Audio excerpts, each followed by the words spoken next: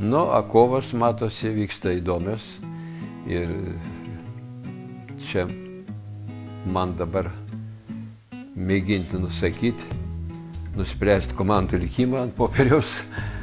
Aišku, yra nelengva, bet tai yra toks posakis, kad popierius kenčia viską, tai mes pamėginsim šitą ir atlikti.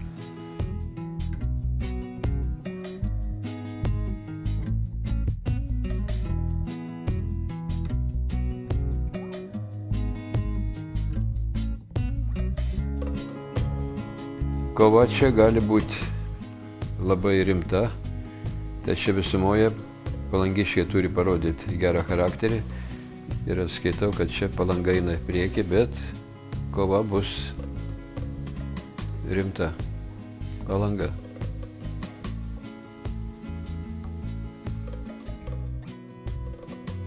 Nu, čia yra kai kurių niuansų, kadangi treneris Vyčio yra jonavietis, taip. Teko man kažkada jį ir treniruoti. Nu, aš norėčiau tikėti jo, kad jis turbūt ir toliau tęs tą gerą žaidimą su savo komanda ir turbūt savo žemiečių gal per daug nepasigailės. Vis tiek, ką treniruoji, tą treniruoji. Reikia parodyti rezultatą ir skaitau, kad Vytis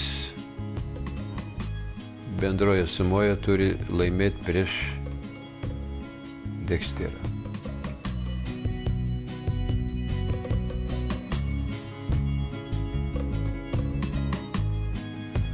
Taip, kad aš turbūt per visos pagarbos Žalgirį, bet šį kartą už Mažeikius.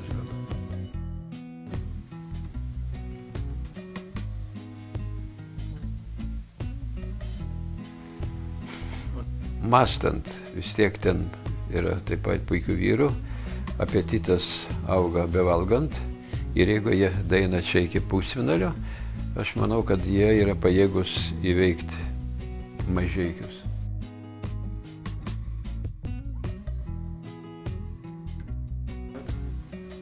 Pirmiausia, aš tikiu treneriu, kuris yra patyręs, daug matęs, daug ką treniravęs ir jis, nes tos komandos, daleiskim, yra apylygis gal. Ir viską lemia, reiškia, trenerio mintis, kaip jis sugebės pasiruošti tom rungtynėm. Nu, čia turbūt gal atiduočiau Sūduvai. Jau čia labai daug tikėjau to Vyčio, bet faktinai Sūduva taip pat, man atrodo, atėjo laikas, kada jį turi tapti čempionu.